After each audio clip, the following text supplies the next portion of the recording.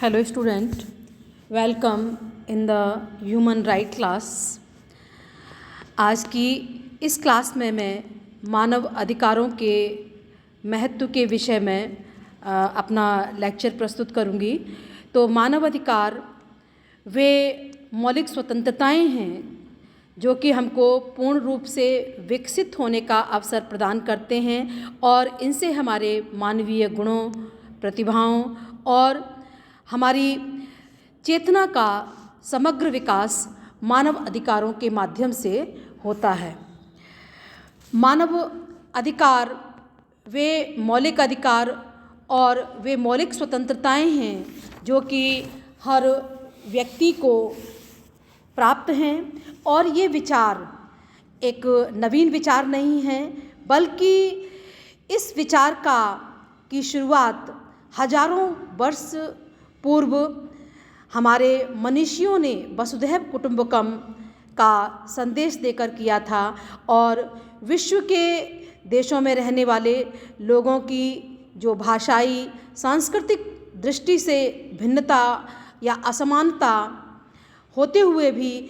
इन्होंने समान होने का नारा दिया था कि सबकी एक ही जाति अर्थात मानव जाति का एक होना या पूरे विश्व में रहने वाले जितने भी लोग हैं वो एक परिवार के सदस्य के रूप में हैं और एक अच्छे परिवार में आदर, प्रेम और अनुशासन के साथ जिस तरीके से रहा जाता है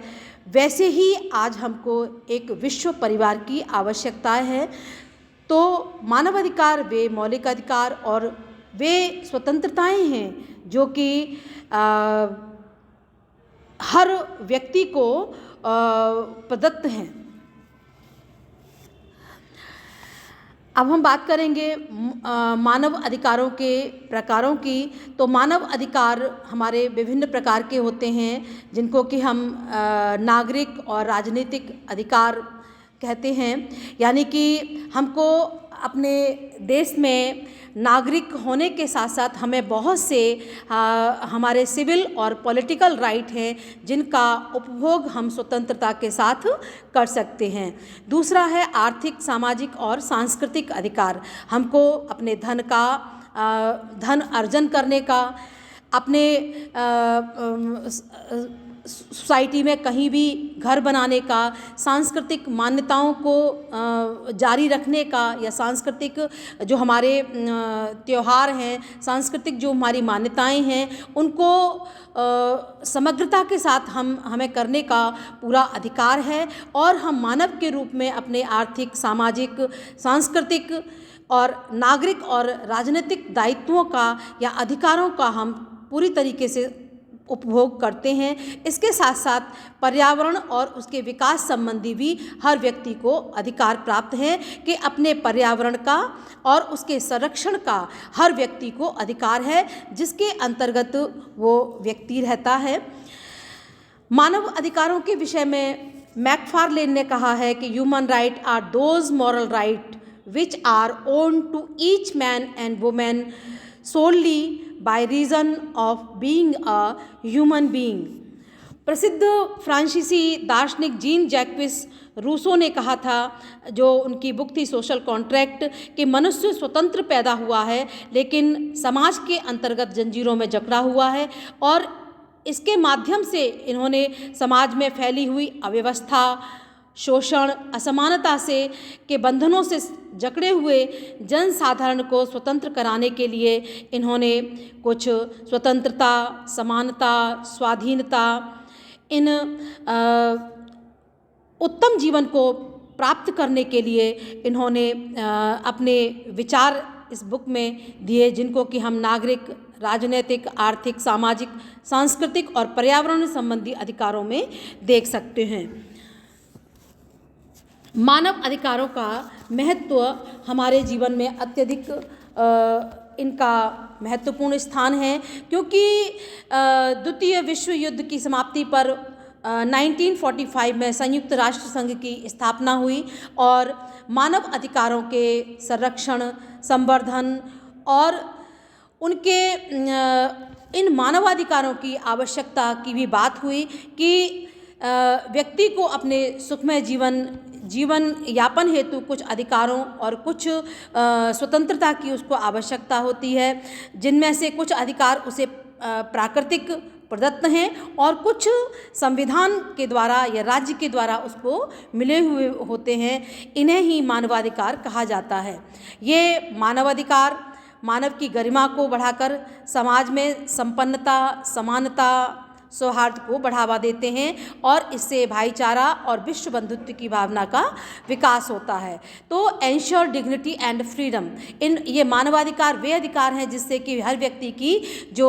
डिग्निटी है और जो स्वतंत्रता है वो इसको सुनिश्चित करते हैं। इसके बाद दुर्व्यवहार से सुरक्षा कि प्रोटेक्ट अगेंस्ट एब्यूज़, हर कोई भी व्यक्ति किसी व्यक्ति के साथ उसके अधिकारों का हनन नहीं कर सकता, उससे दुर्व्यवहार नहीं कर सकता। लिंग, जाति, धर्म इत्यादि के आधार पर किसी व्यक्ति के साथ दुर्व्यवहार नहीं किया जा सकता है। प्रमोट इक्वलिटी एंड जस्टिस, समानता और न्याय को इन मानवाधिकारों के माध्यम से बढ़ावा मिलता है कि हर व्यक्ति समाज में समान रूप से इक्वली इम्पॉर्टेंट है और वो न्याय प्राप्त करने का उसको अधिकार है। स्ट्रेंथिन डेमोक्रेसी, इन मानवाधिकारों के माध्यम से लोकतंत्र भी मजबूत होता है, क्योंकि जब लोकतंत्र में जो जनसमूह है वह अपने अधिकारों और कर्तव्यों का प्रयोग अच्छे तरीके से करता है तो वो लोकतंत्र की मजबूती का एक सिंबल होता है। मानवाधिकारों का जो सार्वभौमिक घोषणा पत्र था वो 1948 में संयुक्त राष्ट्र चार्टर की जो प्रस्तावना से प्राप्त इन मानवाधिकारों का जो घोषणा पत्र जारी हुआ था, तो इस घोषणा पत्र में की जो प्रस्तावना थी उसमें 30 धाराएं थीं। इसकी प्रस्तावना में ये कहा गया था कि विश्व के सभी नागरिक बिना किसी भेदभाव के मानवाधिकारों और मौलिक स्वतंत्रताओं का उपभोग कर सकते हैं। इसी घोषणा पत्र की धारा 26 में कहा गया है कि प्रत्येक व्यक्ति शिक्षा प्राप्त करने का अधिकारी है। Everyone has the right to the education, और इस लक्ष्य की प्राप्ति के लिए कुछ सिद्धांतों को भी बनाया कि जो हमारी एलिमेंट्री एजुकेशन है वो निःशुल्क होगी, प्रारंभिक शिक्षा अनिवार्य होगी, प्राविधिक और जो वृत्तिक शिक्षा है वो सामान्यतया सभी बच्चों को उसको उपलब्ध कराया जाए, और उच्च शिक्षा को योग्यता के आधार पर सभी के लिए उपलब्ध कराने के प्रयास किए जाएं। शिक्षा को मानव व्यक्तित्व के समग्र विकास के लिए निर्देशित भी किया जाएगा। शिक्षा के द्वारा मानव अधिकारों, मौलिक स्वतंत्रताओं के सम्मान के लिए इनको समृद्ध बनाया जाएगा। शिक्षा सभी राष्ट्रों, जातियों, धार्मिक समूहों में समझदारी, सहिष्णुता, मित्रता को बढ़ावा देने के लिए कार्य करेंगी, और ये जो शिक्षा है वो शांति स्थापना के लिए विभिन्न कार्यक्रमों का भी संचालन करेगी। भारत में मानवाधिकारों की स्थापना के लिए संविधान में मौलिक अधिकारों की बात की, क्योंकि ये मूल अधिकार वे अधिकार हैं जो मानव जीवन के लिए मौलिक और अपरिहार्य होने के साथ साथ संविधान के द्वारा नागरिकों को प्रदान किए गए हैं। ये हमारे समानता का अधिकार, स्वतंत्रता का अधिकार, शोषण के विरुद्ध अधिकार, धार्मिक स्वतंत्रता का अधिकार, संस्कृति और शिक्षा संबंधी अधिकार और संवैधानिक उपचारों का अधिकार, जिनके माध्यम से हर व्यक्ति अपने अधिकारों का उपभोग स्वतंत्रता के साथ कर सकता है। इसके बाद भारत में राष्ट्रीय मानवाधिकार की स्थापना की गई, और इसके माध्यम से जो हमारे मानवाधिकारों के संरक्षण में ये मानवाधिकार आयोग महत्वपूर्ण भूमिका अपनी अदा करता है। लीगल फ्रेमवर्क एंड एक्ट, कानूनी ढांचा और अधिनियम भारतीय संविधान के द्वारा या राज्य के द्वारा ऐसे नियम बनाए गए हैं, ऐसे कानून बनाए गए हैं जिससे कि भारत में जो नागरिक हैं उनके जो अधिकार हैं उनका सर्वतोमुखी उनका संरक्षण हो सके और उनका विकास हो सके। चैलेंजेस एंड वायलेशन, इतना सब कुछ होने के बाद भी कि अंतर्राष्ट्रीय राष्ट्रीय स्तर पर इतने मानवाधिकारों के लिए प्रयास होने के बावजूद भी आज भी मानवाधिकार के सामने बहुत चुनौतियां हैं और आए दिन इनका उल्लंघन होते हुए देखा जाता है। डिस्क्रिमिनेशन एंड इक्वलिटी, लोगों के साथ अभी भी धर्म, स्थान, लिंग इत्यादि के आधार पर भेदभाव और असमानता का व्यवहार किया जाता है, क्योंकि सरकार जो कानून बनाती है वो समाज के जो व्यक्ति हैं, समाज के जो लोग हैं, उनके द्वारा ऐसा देखा गया है कि वो भेदभाव किया जाता है और असमानता का व्यवहार किया जाता है। दूसरा है मानव तस्करी। आज भी जो है कुछ हद तक मानव तस्करी को कानूनों के माध्यम से राष्ट्रीय और अंतर्राष्ट्रीय स्तर पर मानव तस्करी को या मानवों को दास बनाने की जो प्रथा थी उसको रोकने का पूर्णतया प्रयास किया गया है, लेकिन आज भी चोरी छुपे लोगों को खरीद फरोख्त आज भी होती है। वायलेंस एंड एब्यूज़, महिलाओं, बच्चों इत्यादि के साथ आज भी ऐसे बहुत से मामले हिंसा के हमको आए दिन अखबारों में देखने को मिलते हैं। उनके शोषण से संबंधित उनके कार्यालयों में उनका शोषण हो रहा है। छोटे बच्चों के साथ जैसे छोटे बच्चों का बाल विवाह हो रहा है, छोटे बच्चों को सरकारी कारखानों में नौकरी के लिए रखा जा रहा है, छोटे बच्चों की शिक्षा में अवरोध पैदा किया जा रहा है। तो आज भी कहीं कहीं हमको ये हिंसा और शोषण के मामले अखबारों के माध्यम से, मीडिया के माध्यम से हमको समय समय पर दिखाई देते हैं, जो कि मानवाधिकार आयोग और के लिए एक चुनौती है। इसके बाद सरकारी और नीतिगत अंतर, जो गवर्नमेंट की पॉलिसी हैं और वास्तविकता का धरातल है, उसमें जो है बहुत नीतिगत अंतर होता है, जिसके कारण भी आज जो है हर व्यक्ति अपने अधिकारों का समान रूप से उपभोग नहीं कर पा रहा है। इसके लिए मानवाधिकारों के संरक्षण के लिए सरकार और संगठनों की जो भूमिका होती है वो भी महत्वपूर्ण भूमिका होती है कि हम लोगों के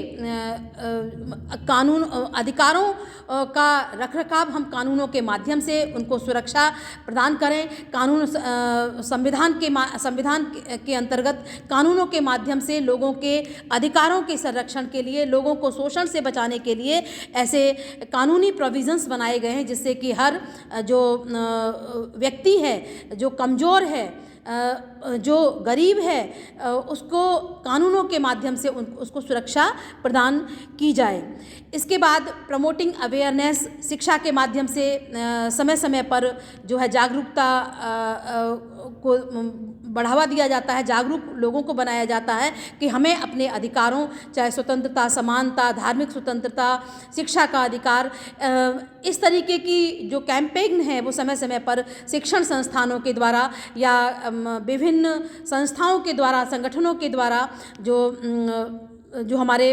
NGOs हैं उनके द्वारा भी ये कैंपेन समय समय पर चलाई जाती है और लोगों में जागरूक करने का प्रयास किया जाता है। सपोर्ट विक्टिम्स, पीड़ितों को समर्थन करना कि जो पीड़ित व्यक्ति है उसको हर व्यक्ति उसका समर्थन करे, हर व्यक्ति उसको सपोर्ट करे और उसको लीगली या सामाजिक सहायता के रूप में उसको